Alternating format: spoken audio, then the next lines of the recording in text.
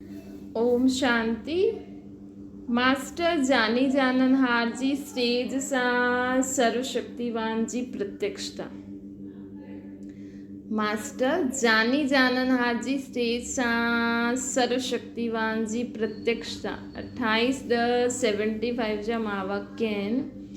अॼु बाप दादा चवनि था हिन विशेष कमज़ोरी खे मिटाइण लाइ विशेष संगठन खपे। कहिड़ी बि कमज़ोरी खे मिटाइण लाइ संगठन खपे। तॾहिं कंदा आहिनि न, भट्टियूं कंदा आहिनि न मधुबन में या किथे किथे सेंटर्स पे बि।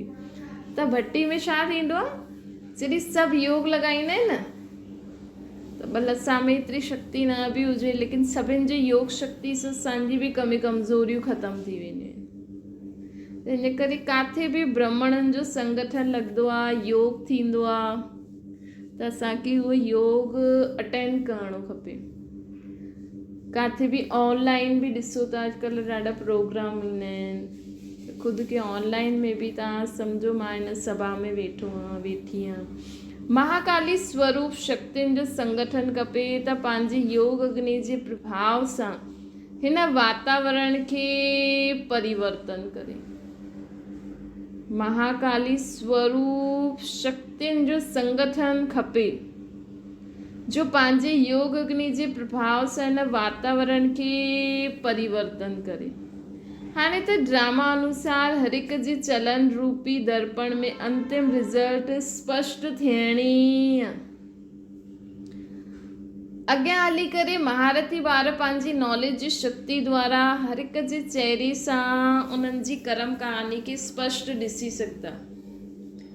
अॻियां हली असां में महारथी आत्मायूं कहिड़ियूं हूंदियूं आहिनि, जो महादानी हूंदियूं आहिनि, जो पहिरियों ॿियनि खे अॻियां रखंदियूं आहिनि। उन ॾींहुं बाबा ॿुधाई न महारथियुनि जी विशेषता। त जेका महारथी ॿार हूंदा न, उहो अॻियां हली कंहिंजे चेहरे सां ई उनजी कर्म कहानी खे स्पष्ट ॾिसी सघंदा।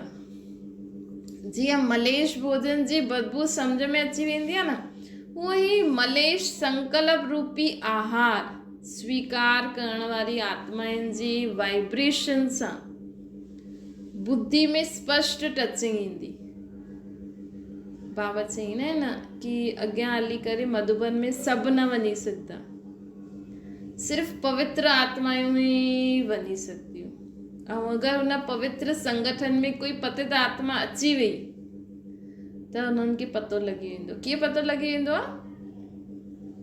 उन्हनि जी वाइब्रेशन सां बुद्धि में स्पष्ट टचिंग थींदी। हाणे बि जीअं जीअं असां बाबा जी यादि में रही करे असां शुद्ध थींदा वेंदासीं न, त असां में एतिरी शक्ति अची वेंदी कि असां कहिड़े बि माण्हू मलेश संकल्प खे स्वीकार करण वारी आत्मा जे वाइब्रेशन सां असां बुद्धि द्वारा जजमेंट करे सघंदा आहियूं कि हीअ पतित आत्मा आहे, ये बुरे संकल्प वारी आत्मा आहे। हिन जो यंत्र आहे बुद्धि जी लाइन क्लियर हुजे।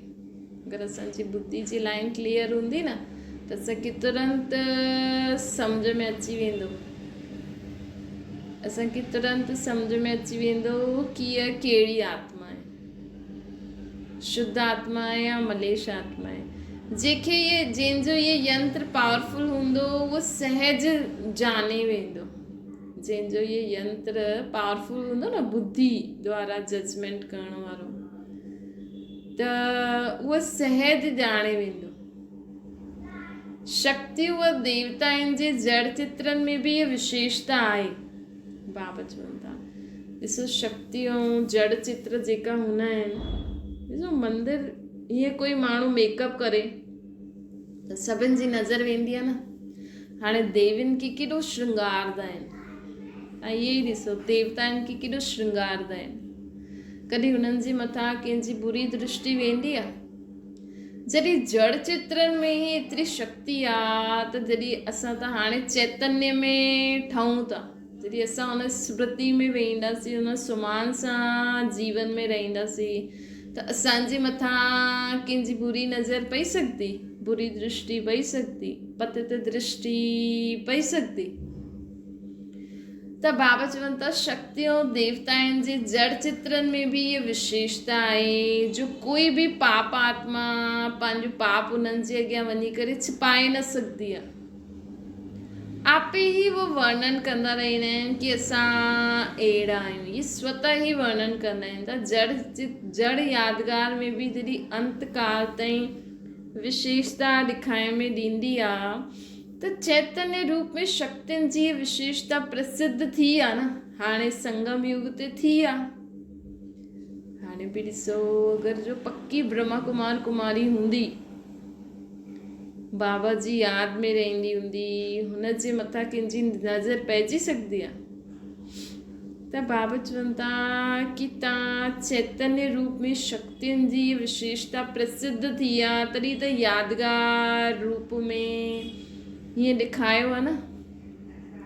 इहा आहे मास्टर जानी जाननहार जी स्टेज अर्थात नॉलेजफुल जी स्टेज आहे। जॾहिं असां मास्टर जानी जाननहार ऐं नॉलेजफुल जी स्टेज कहिड़ी हूंदी आहे कि असांखे पतो लॻी वञे कि आत्मा बुरे विचार वारी आहे त बाबा चवनि था इहा स्टेज बि प्रैक्टिकल में अनुभव थींदी वञे थी ऐं थींदी ई सही। अहिड़ो संगठन ठाहियो अथव? बाबा प्रश्न था पुछनि। अहिड़ो संगठन ठाहियो अथव? ठहिणो त आहे ई, ठहिणो त आहे ई। अहिड़ी क्षमा स्वरूप संगठन खपे जंहिंजो हर क़दम सां बाप जी प्रत्यक्षता थिए। अहिड़ो क्षमा स्वरूप संगठन खपे। बाबा चवनि था हाणे महाकाली स्वरूप शक्तियुनि जो संगठन खपे जंहिंजे हर क़दम सां बाप जी प्रत्यक्षता थिए। अहिड़ी आत्मायूं शो करे सघंदियूं जो सदा बाप जे लव में लवलीन अर्थात यादि में समायल हुए आहिनि। अहिड़ी आत्माउनि जे नैननि सां मुख सां अर्थात मुख जे हर बोल में बाप समायल हूंदो। मुंहिंजे मुख जे हर बोल में बाबा समायल हुजण जे कारण शक्ति स्वरूप जो बजाय सर्वशक्तिवान नज़र ईंदो। सर्वशक्तिवान नज़र ईंदो।